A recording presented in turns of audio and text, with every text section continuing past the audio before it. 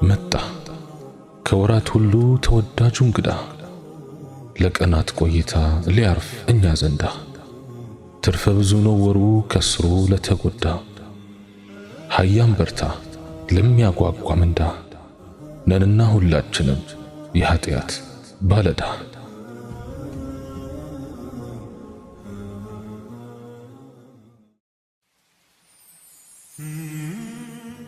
بسم الله والصلاة والسلام على رسول الله وعلى آله وصحبه ومن والاه. السلام عليكم ورحمة الله تعالى وبركاته. إيمان مالت من مالتنا؟ إيمان مالت يلب أمنت يملاس نقرقرنا يأكالات تكبارن يميات تكاللنا عقفو يازسيهون ملكان بمسرات يميج أمر إنا መጥፎ በመስራት ደግሞ የሚቀንስ ነው። የኢማን መሰረቶች 6 ናቸው። እነሱም በአላህ ማመን፣ በመልእክተኞች ማመን፣ በመጻሕፍቶች ማመን፣ በመላእክቶች ማመን፣ በመጨረሻው ቀን ማመንና መልካምም ይሁን መጥፎ በአላህ ውሳኔ በቀደር ማመንን አቅፎ የያዘ ነው። ኢማን ማለት ቋንቋዊ ትርጉሙ ቁርጠኛና ምንም ጥርጣሬ ያልገባበት እምነት ማለት ሲሆን ሸሪዓዊ ትርጉሙ ደግሞ በልብ የሚታመን በምላስ የሚነገር በሰውነት አካሎቻችን የሚተገበር አላህን በመታዘዝ የሚጨምርና አላህን በማመጽ የሚቀንስ ነው። اللهم إنك عفو تحب العفو فاعف عنا። በዚህ መሰረት የሁሉ ሰው ኢማን እኩል እንዳልሆነና አንዱ ካንዱ ሊበላለጥ እንደሚችል ማወቅ እንችላለን ማለት ነው። ይህም የሚሆነው ባለን ለአላህ ታዛዥነትና የመልእክተኛው ትዕዛዝ በመተግበርና የሸይጣንን መንገድ በመተው ቀጥተኛው መንገድ በመያዛችን ልክ ይሆናል። ኢማን ከመጨመሩ የተነሳ እንደ ኡሁድ ተራራ አክል ሊገዝፍ ይችላል። ከመቀነሱም የተነሳ ምንም እስከማይቀየር ዜሮ ሊሆን ይችላል።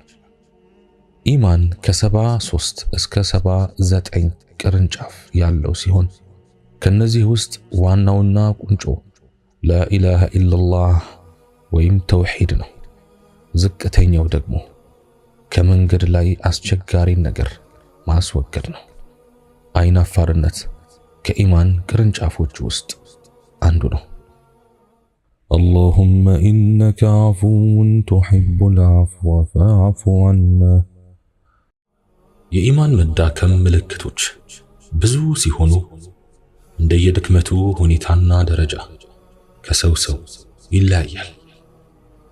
ከነኚህም ምልክቶች መካከል በጥቂቱ ነው።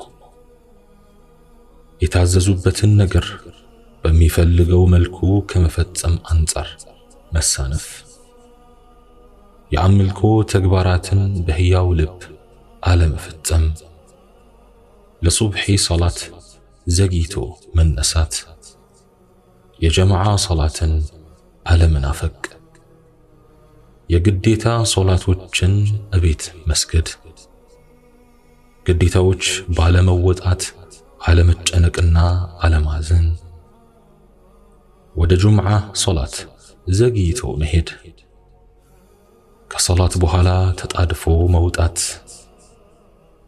የሱና ሶላቶችን መተው፣ ተመራጭ ሶላቶችን አለማሰብ፣ ለምሳሌ የዱሃና የእስቲኻራ ሶላቶች፣ ከቁርአን መራቅ፣ ቁርአንን በህያው ልብ አለማንበብ፣ የቁርአንን መልእክቶች አለማስተንተን፣ ዚክር ወይም አላህን ማውሳት መተው፣ ከዱዓ መሳነፍ፣ ለሐላል ሐራም መርህ አለመጨነቅ፣ አልባሌ ነገር እየሰሩና እያወሩ ማምሸት፣ ሰውን አለማክበር፣ ለዓለማዊ ጥቅም መጓጓት፣ ባገኙት አለመርካት፣ ለዲናዊ ትምህርት ትኩረት መንፈግ፣ ሱናን ማጣጣል፣ ለሚናገሩት አለመጨነቅ፣ የባህሪ መክፋት፣ በቀደር አለማመን፣ የአላህን መሻት አለመውደድ፣ ብሶት ማብዛት፣ መነጫነጭ፣ የሰዎችን ችግር አለመካፈል፣ ለድሆች አለማዘን፣ ለወንድማዊ ትስስር አለመጨነቅ፣ ክርክር ማብዛት። አላህ ይጠብቀን። አላህ የተሟላ ኢማን ይስጠን። اللهم إنك عفو تحب العفو فاعف عنا ደካማና ልፍስፍስ እንደሆንኩ አውቃለሁ። አላህ ካልረዳኝ በቀን ውስጥ በተደጋጋሚ ልወድቅ እንደምችል አይጠፋኝም። ከማንኛውም አደጋ የምንጠበቀው፣ ከኃጢአት የምንተርፈው፣ ሰላም ውለን የምንገባው አላህ ሲጠብቀን ብቻ ነው። ጌታዬ ሆይ የዘወትር ጥበቃ አይለየን፣ መጥፎ ነገርንም አትሻብን። የሰው ልጅ የፈጠረውን አምላክ ረስቶ በአቅሙና በችሎታው፣ በብልጠቱና በእውቀቱ፣ በጥንካሬውና በብልሃቱ የሚፈጽመው አንዳችም ነገር የለም ብዬ አምናለሁ። ላ ሐውለ ወላ ቁወተ ኢላ ቢላህ የሚለው ዚክር ትርጉሙ ይህንኑ ያመለክተናል። ብልሃትንም ሆነ ጥንካሬ ከአላህ ውጭ የለም። አላህ በሕይወታችን ውስጥ ከሌለ፣ ከጎናችንም ካልቆመ፣ በእንቅስቃሴያችን ሁሉ ካልመራን፣ በጉዞአችን ካልደገፈን፣ ብቻችንን ታግለን የምናሳካው ነገር የለም። ግዝፈት አይጠቅመንም፣ ብልሃት አያዋጣንም፣ ዕውቀት አይፈይደንም። ለዚህም ነው የአላህ መልእክተኛ ዓለይሂ ሰላቱ ወሰላም ሁሉን ነገር ወደ አላህ ሱብሓነሁ ወተዓላ የሚያስጠጉት። አላህ ሆይ አንተ ያገራኸው ካልሆነ በስተቀር ገር ነገር የለም በማለት አላህን የዘነጋን እንደሆነ እሱን ከቤታችን ካስወጣነው፣ ካጠገባችን ካራቅነው፣ ንቀን ያላጠናነው ፈተና ሊከብደን ይችላል። በቀላሉ እንወጣዋለን ብለን ያሰብነው ሥራ ሊወሳሰብብን ይችላል። ችላ ብለን የተውነው ጉዳይ ግራ ሊያጋባን ይችላል። እኛ የሰው ልጆች ከአላህ ውጭ ምንም ነን። አዎ ምንም፣ ወላሂ ምንም። የነፍሴ ጌታ አምላኬ ሆይ አትራቀኝ። ሁለመናን ለፈጠረህ አምላክ ለአላህ ሱብሓነሁ ወተዓላ ማስረከብ የኢማንህ ከፍ ማለት አንዱ ምልክት ነው። አዎን ከአላህ እርዳታ ውጭ አንድም ነገር ሊሆንና ሊሳካ እንደማይችል ሲገባህ ሁሉ ነገርህን ለፈጠረህ አምላክ እስትንፋስ ለዘራብህ ጌታ ለአላህ ሱብሓነሁ ወተዓላ ትሰጣለህ። የማትችለውንም የምትችለውንም ሁሉ አንድም ሳታስቀር ታስረክበዋለህ። እንካ ጌታዬ ሁሉ ነገሬ በእጅህ ነውና ትለዋለህ። ገር ነገር ጭምር ሊገራልህ የሚችለው አላህ ሲያገራልህ ብቻ ነውና። ጥሩን ነገር መውደድም ሆነ መስራት፣ መጥፎን ነገር መጥላትም ሆነ መራቅ የምንችለው የአላህ እርዳታ ሲደርስልን ብቻ ነው። ነገሮችን ለመውደድም ሆነ ለመጥላት የሱ እገዛ ያስፈልገናል። አንድ ነገር ጥሩ ስለሆነ ብቻ ለመውደድ አንታደልም። መጥፎ ስለሆነ ብቻ ለመጥላት አንበቃም። አንድን የሚያስጠላን ነገር የምንጥለው አላህ ያን ነገር ያስጠላን እንደሆነ ብቻ ነው። አላህ ካላስጠላን ወንጀሉ ነገር ጽድቅ፣ መጥፎ ነገርም ጥሩ መስሎ ይታየናል። ለዚህም እኮ ነው ወከሪህ ኢለይና አልኩፍረ ወልፍሱቅ ወልዕስያን፣ ክህደትን፣ ጥመትን፣ አመፅን አስጠላን ብለን ዱዓ እንድናደርግ ነቢያችን ዓለይሂ ሰላቱ ወሰላም ያስተማሩ።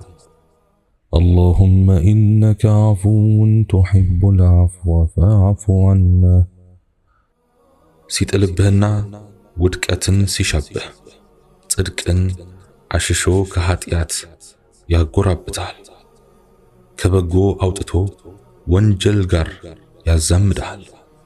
መልካምን አስጠልቶ ቆሻሻን ያስወድዳል። መጥፎነቱ እያየህና እያወክ ትወዷለህ። ንብ መሆን ሲገባህ ዝንብ ትሆናለህ። ቆሻሻና ግም ነገር ታነፈንፋለህ። ቆሻሻና ኃጢአትን ከመላመድ አልፈህ የወደድክ ቀን አትሻብን ጌታዬ ሆይ ከማለት ውጪ ምን ትላለህ? አዎ አትሻብን። ቀልብህ ሲደነድን ልቦና ሲደፈን የትም ይሁን የት አላህን አትፈራም። በመስጂድ ይሁን በተቀደሰ ምድር ብትሆን ግድ አይኖርህም። ድንበሩን በቀላሉ ትጥሳለህ። ሕጉን ችላ በማለት ትዳፈራለህ። ሰውንም ሆነ ፈጣሪህን አታፍርም። እፍረትህ የጠፋ ቀን ብዙ ነገርህ ጠፋ። ሐያ ያጣህ ቀን ብዙ ነገር አጣ። ሊያጠፋህ ሲሻ ወደ መስጊድ የሚሄዱትን ሴቶች መንገድ ላይ ተቀምጠህ ትለክፋለህ። ውርደትህን ሲያቃርብ ተራዊሕ ሰግዳለሁኝ ብለህ ወጥተህ እኩይ ቦታ ታመሻለህ። በርግጥም ኃጢአት ምን ያህል እንደሚያደነድን የሚገባህ የአላህን ቤት ካዕባን ለመዘየር ለሐጅ ብለው የሄዱትን ሴቶች የአላህ ባሮችን ጠዋፍ ላይ የሚጎነትሉትን ስታይ ነው። ትንሽ ኢማን በውስጥህ አቁረህ ከሆነ ያኔ ከምር ትደነግጣለህ። ኧረ ምን ጉድ ነው! ምን ዘመን ላይ ነው የደረስነው ትላለህ። ያኔ ጌታዬ ሆይ አትሻብን ከማለት በስተቀር ምን ትላለህ? ከአላህ ባሮች የሆነች አንዲት ሴት ተጸጽታና በንጹህ ልብ ወደ አላህ ተመልሳ እንባዋን እየዘራች የተቀደሰው መካ ምድር ገባች። የተከበረውን የአላህ ሱብሓነሁ ወተዓላ ቤት ጠዋፍ በማድረግ ላይ ሳለች አንዱ መናጢ በጎን ጎነተላት አሉ። በዚህን ጊዜ መዓት የወረደ መሰላት። ዞር በማለትም ለጎንታዩ እንዲህ አለችው፣ ሰውየው እኛ እኮ ከሩቅ አገር እዚህ ድረስ ተጉዘን የመጣ ነው። የኃጢአት ጭቅቅታችንን ለመታጠብ ብለን ነው። አንተስ ዛሬ እዚህ ለመታጠብ ዝግጁ ካልሆንክ የት ሄደህ ልትታጠብ ነው? አላህ ከኃጢአቶች ሁሉ የምንታጠብበትን ቀን ያቅርብልን። ኃጢአትን ተላምዶ መደንደንን አይሻብን። ያ አላህ በሰማነው የምንጠቀም አድርገን። سبحانك اللهم وبحمدك أشهد أن لا إله إلا أنت أستغفرك وأتوب إليك وآخر دعوانا أن الحمد لله رب العالمين والسلام عليكم